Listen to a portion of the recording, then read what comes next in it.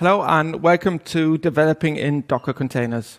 So first of all, big thanks to our sponsors. Without them, this conference would not be possible. So I'm Emrys. I'm a rollout manager and DevOps engineer at Medavus. I've been working in IT for the past 18 years and fell in love with PowerShell 15 years ago. So we're still in PowerShell 1.0. So why? Why developing in Docker containers?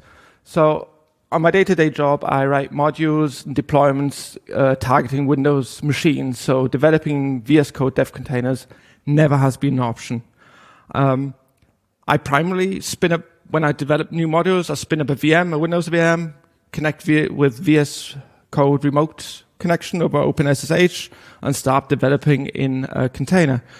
But about 1.5 years ago, I had a project where I could use dev containers, and I was blown away. It was great to define your environment in a script file, spin the Linux container up in VS Code, and start coding. And it was great. And it was so much easier than always building up a new VM and starting coding. So what's the difference between Docker containers and VMs? So basically, on the left, we've got the VMs. So VMs are based on, so we've got our infrastructure, we've got our hardware, we've got our operating system, and on top of our operating system, we've got our hypervisor. And that basically virtualizes our hardware, virtualized memory, virtualized CPU, virtualized storage. And on that virtualized hardware, we install a fully fledged operating system. So once again, we install another Windows, a Linux, or whatever. And on top of that, then we can install our modules, our frameworks, and all our dependencies. Docker, on the other hand, is we've got our infrastructure and our guest operating system, just like with VMs, but then we've got our Docker engine. And the Docker engine does not virtualize the hardware. It basically only virtualizes the operating system. So in your containers, you don't need a full-blown operating system, and the hardware is not virtualized. So you only have to deploy your dependencies, your software, your frameworks, whatever you need to code into your Docker containers. And that, of course, has got a way more smaller footprint. So building a container is quicker, spinning a container up is quicker, and the whole process is just a lot quicker and faster and easier to start with. So what are Docker images and containers? So Docker images are based on a Docker file. And basically, it's just a set of commands defining how your image should look like. So install PowerShell, install OpenSSH, install Java, whatever you want. And each of these commands is represented as a layer. And all of these layers together is your image. And this image is a read-only image. So you can't change it. And if you want to spin up a container and work in this image, you basically run the image and you create a container, and it just creates a thin write-up layer on top of your image. So if you don't want it anymore, you throw it away, you spin up a new container, and just this small writable layer gets replaced. And so basically, you can think of it as an object. So you've got the image as your object, and you spin up a container, which is then an instance, and you can have multiple instances of the same container running parallel. So VS Code dev containers. So I was thinking, how can I replicate this VS Code dev containers with a Windows container? So I went out to the Microsoft website and found this picture. So this is basically the architecture of a VS Code dev container, how it is. So on the left side, you've got your VS Code, your local running VS Code with your theme extensions. So that's your theme, gist pad, whatever. And you've got your code and your VS Code. And then that connects to your Docker container through an exposed port to a VS Code server running in your dev container. And this VS Code server hosts the workspace extensions. That could be PowerShell, spell checker, whatever extensions you run in VS Code. And every time you code or write something or execute it, it actually gets executed on the file system or as a process within the container. So you've got the joy of writing on your own notebook, but you're actually working in the container. Another thing is you've got your source code on your local machine, and through a map volume, it just maps it in magically into your container. So the source code is always on your machine. So in comparison, if you're coding in a VM, you will have your code, your source code, running in the VM and not on your local machine. So this way, your code always stays locally on your machine. If you throw away the container, no problem, your code is safe. And that's it for the slides. Oops. Now it's time for demo. Where's my mouse?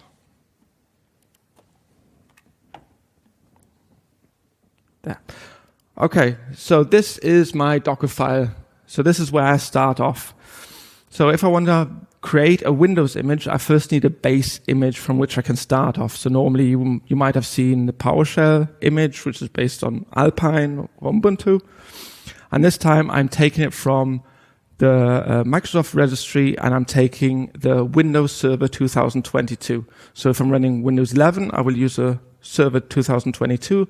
If I'm still running Windows 10, you will have to run the 2019 version of Windows Server, but it both works. So that's my starting point. So I'm saying my image is based off this. So the next thing what I need is I need a user. Why I need a user, I'll explain later on, but I need a user. So I'm basically creating an argument, which is nothing else than a variable, and I'm assigning it a username called SSH user. Then in the following command, I'm just running in my Docker build process, I'm running a command. So I'm basically just creating a new user. So by default, it's running cmd, it creates the user, SSH user, and adds this user to the group of local administrators. The next command is the user command. So I've taken this newly created user, and I'm saying everything from this point on, which I am running in my container and in my build process, should run under this new user, because by default, everything runs under user container administrator, but I need to run it under a different user, so I'm just switching the context. The next command, the shell command, is basically your standard command line tooling in a Docker build process is cmd, but of course we want to use PowerShell, so I'm just changing the process, so every time I execute a command, this will be put before the command and will run in PowerShell. So, and last not but least, I've got this cmd command. So this command does not get executed, does not get executed during the build process, but after the build process. So every time you you build an image, and I start to spin up my container, this command will be executed. And a Docker container only runs as long as there's something running. This entry point is running. So basically what I'm just doing is saying when I spin up a container, it starts ping on localhost and just runs forever. So as long as that ping process is executing, you're fine, it'll be running. So this is my starting point. So if I want to start to build this Docker container, I can just go Docker build, -t. -t is just the name of your image. So I call it demo, and the full stop is take the Docker file in this folder. So I'm currently in a folder demo, and the Docker file is in that folder. And then I just build the image. So what normally happens, if you haven't already got the base image on your machine, it will go to the registry and pull it down. I've already got my machine, so it's fairly quick. I've also built this image this morning before, so it's building out of the cache. But normally it would take something like 5 seconds. So now we've got an image called demo, and now we want to run this image. So we can just go Docker run demo. So I'm just telling Docker to take that image, call demo, and run it. What will happen now, it will spin up the container and will just output the result of the running command. So,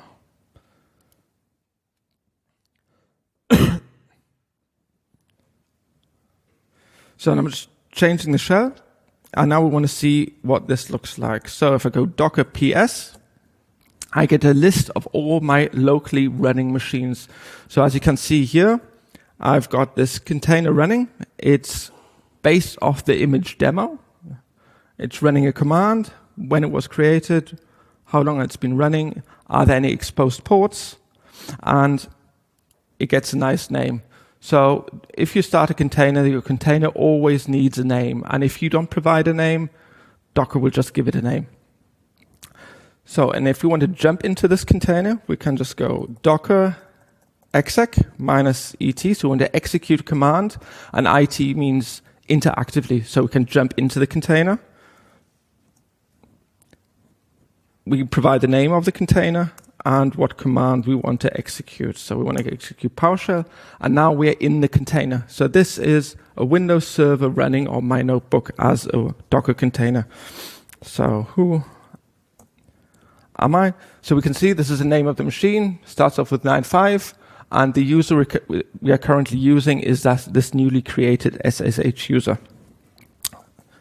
So now we want to, now we want to exit this command, which doesn't exist. So the Docker container, of course, will still be running. We want to stop the container. And we will see that we have no running containers anymore on my machine, but the container is still there, because with Docker ps-a, we can see all the containers existing on my machine if they stopped or running. So we've got the machine, it stopped, it exited. Now we can quickly delete the machine with Docker rm. And now we've deleted the machine. And if we go into the other shell, we will see the ping execution has stopped because our container isn't running. So this is the first step. So we've got a Windows container running, we've got a new user. Next thing I want to do is I want to install PowerShell. So in the same folder as my Docker container, I've got a couple of scripts. One of those scripts is install PSConfEU. And what I'm doing is I'm copying this script into the root folder of my container. And after that, I'm just going to run that script. So what the script is basically going to do, it's going to go up to GitHub, download the newest version of PowerShell 7 as a zip file, unzip it, and put in a path variable so we can use it. And if we install PowerShell, we want, of course, run our following commands under PowerShell 7. So once again, we will take our shell command and just change the context of the shell.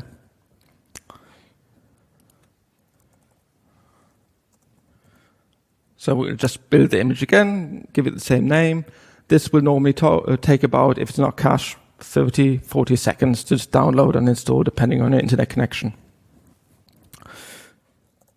So now we can run this container again. But this time we'll just add the parameter D, which means detached. So we spin it up, it won't lock our terminal and just run in the background.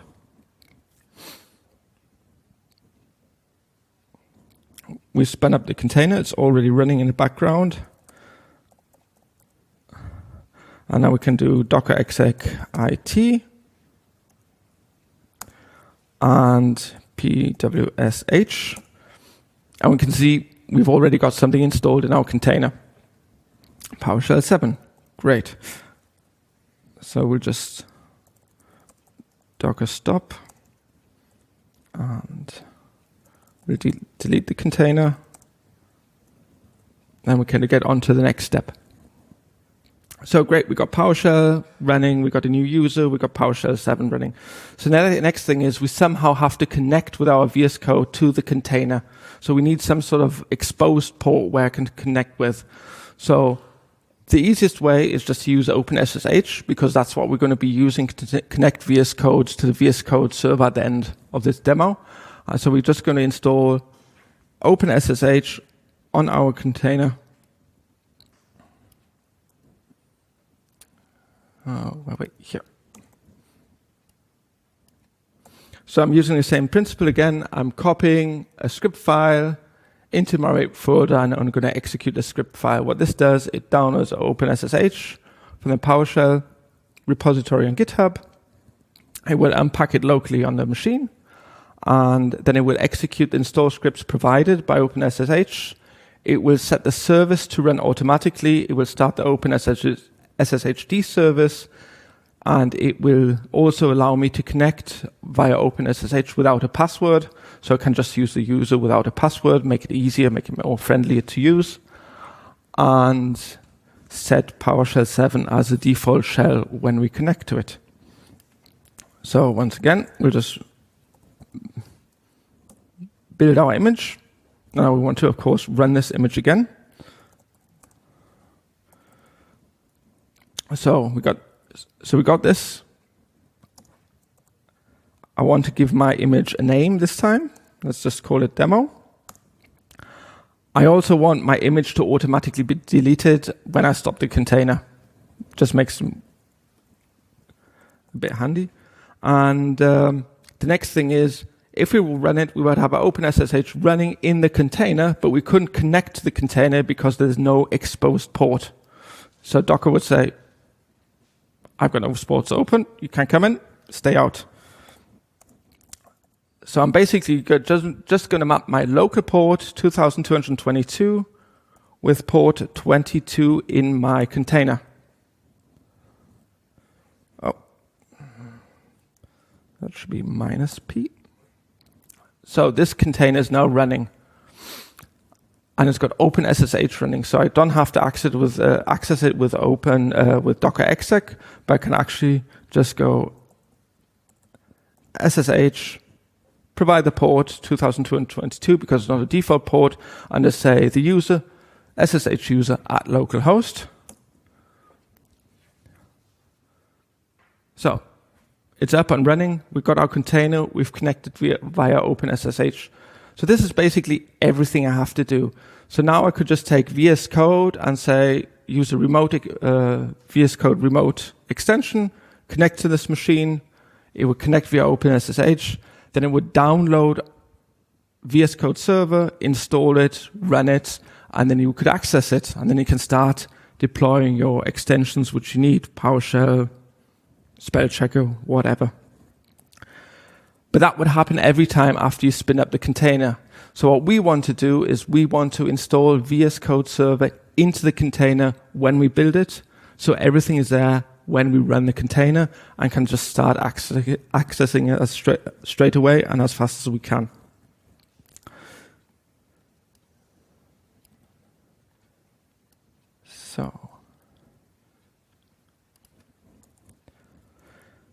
So the problem with VS Code server, there's no documentation where you can download it. So it was a bit of a trial and error.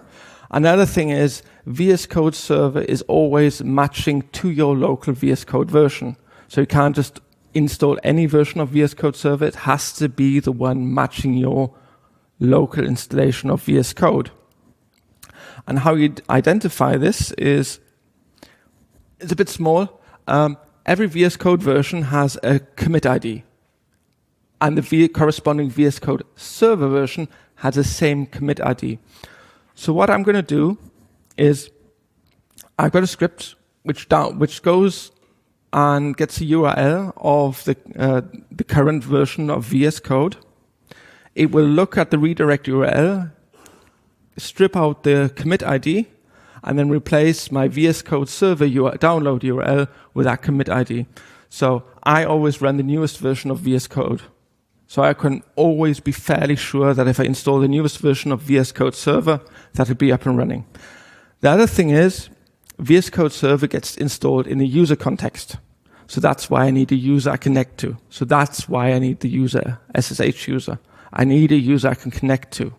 And need a user folder where I can put the VS Code in.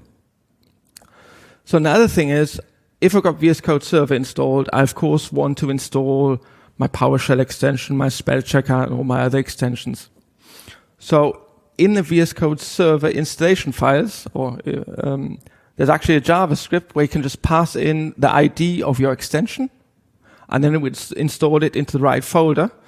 So I just created a script, and all the scripts will be on the GitHub repository of PSConfEU. So we won't get into those scripts at the moment. And so basically, I've just got a list of all my extensions I want to use for my development project. So that's PowerShell, inline values, my to-do lists, my spell checker, whatever. So that gets installed with it. So then I got most of the stuff I need to start developing straight away.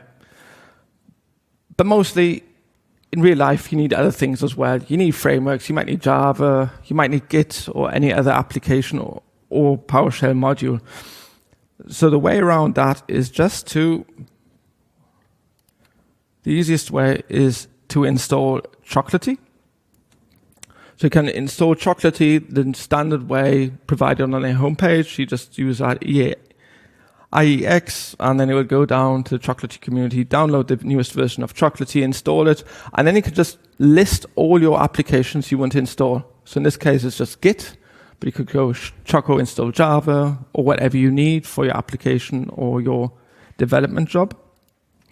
You could also go on and say install module.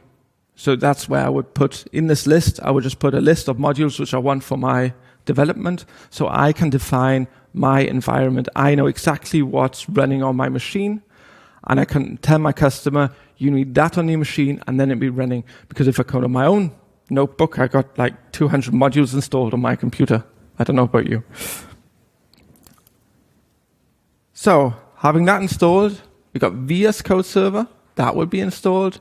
We've got Chocolatey, which installs Git. We're nearly there. There's just a slight bit missing.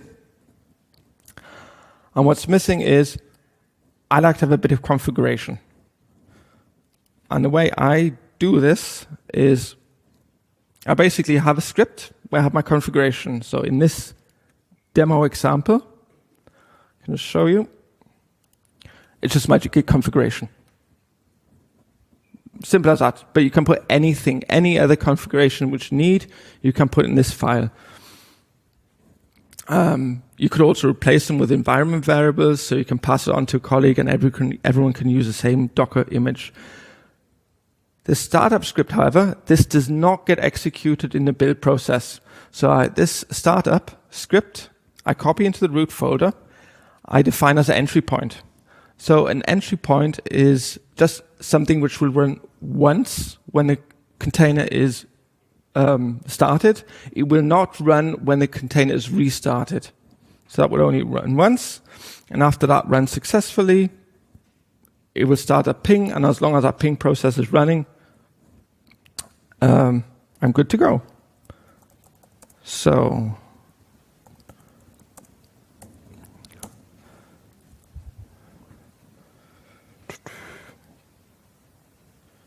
what have I got wrong?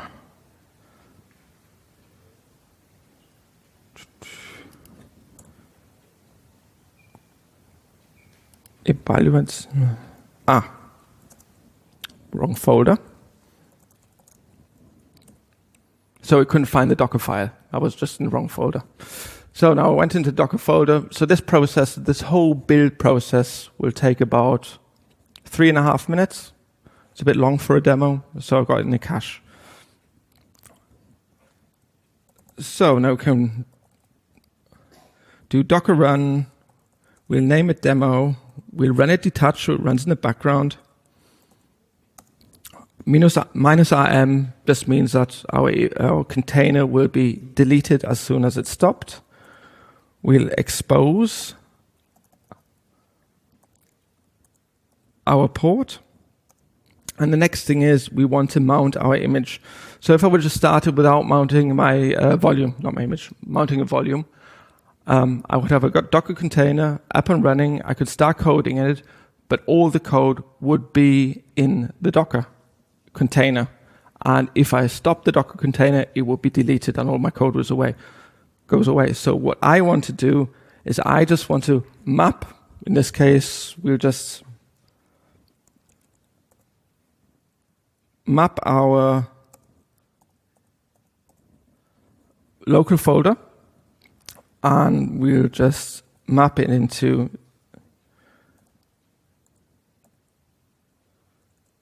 where are we? There we are. C users, SSH user workspace. So I map everything into that workspace folder, and I also got that configured as my trusted folder. Config container. Docker stop demo. So I've actually got the container from my first example still running. So I'm going to start that container. And now I can run it. So this should spin up everything I need. So let's try it. So I can go to connect to host, and in the configuration, I can just define what connection is going to be. So I just gave it a name, host 2222, host name is localhost, and the port is 2222, and the user to connect with is SSH user.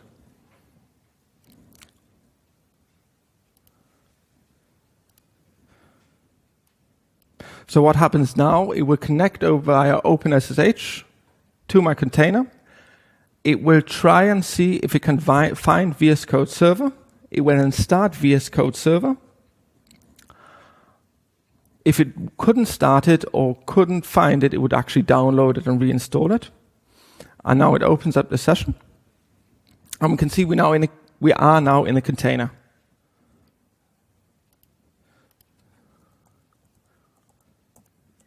So once again, we're in a container, we're running a container, we got our local VS Code running.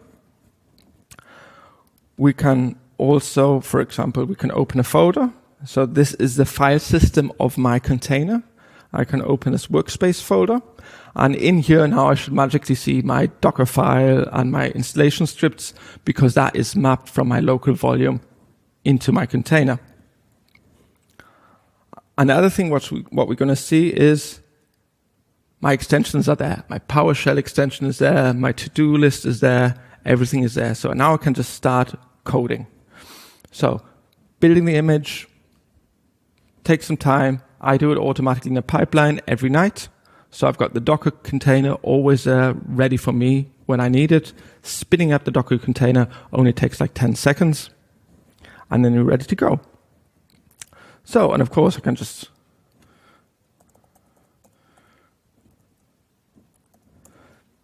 put a script in here, get computer info, and then I can execute it. Okay.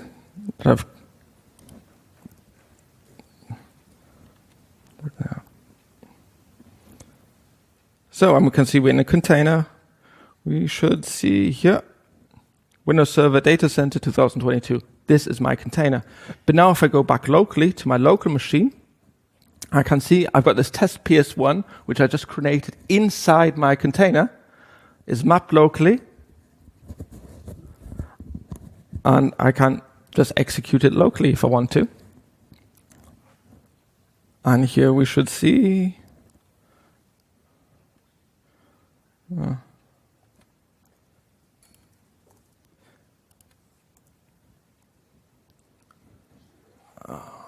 we are. That is my local device, and it's running a Windows client, Windows 11 Professional.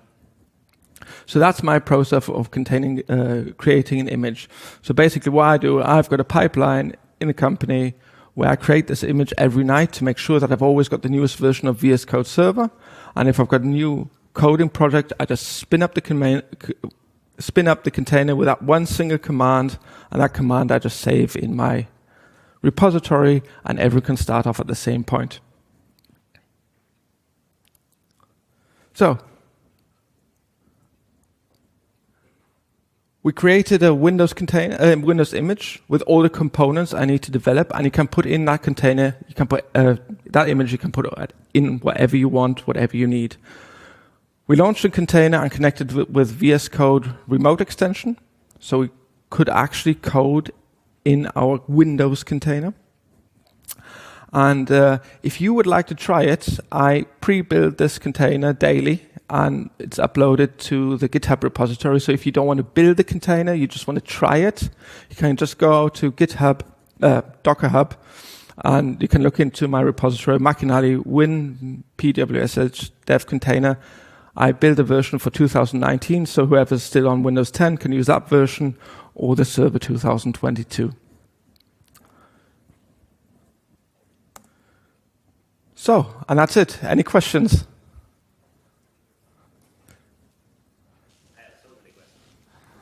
Okay, first of all, on your host machine, Yeah.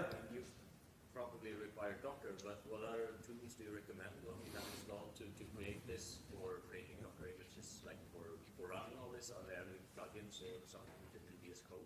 Okay, so the question was, what do I need on my host machine? So basically, I need Docker desktop.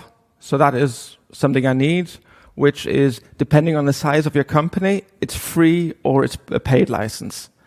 It's not possible to use Podman desktop or VSL. You need Docker desktop because that's currently the only environment which runs Windows. Other than that, I need a VS Code, of course, on my local machine, and I need the remote extensions, and that's it. Less a question, just more of a thing. Have you played with the Docker extension for VS Code?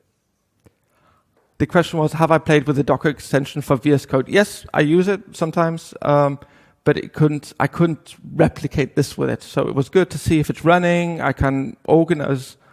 With the Docker desktop extension, you can manage your machines, so you don't have to go to command line and say Docker stop, Docker remove.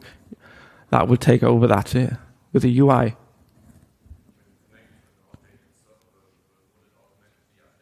So the question was, will it connect to an outdated VS Code server version? It will connect.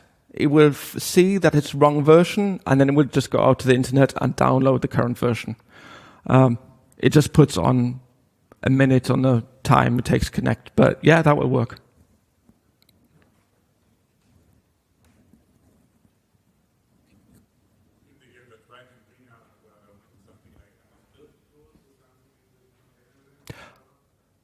So the question was if I use MS Build in a container server. No, I haven't tried that yet because I just write PowerShell modules and test my deployments in these containers. So I just use it primarily for PowerShell development and testing deployments.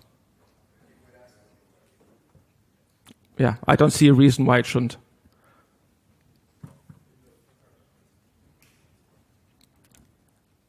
Yeah?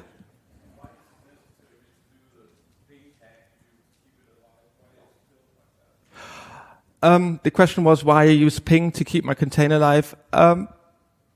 Basically, it's just what I do. That's all. I read it somewhere, and I've done it ever since. You could just do a while true and just let it run. That will work just the same. You just need any command, any executable to run. That's all. You need something to run, and that's it.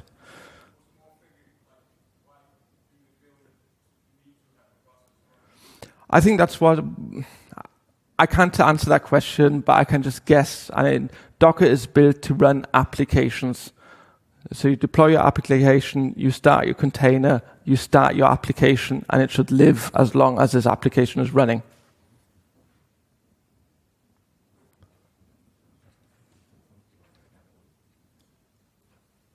No more questions? Then thank you, and I think we're good.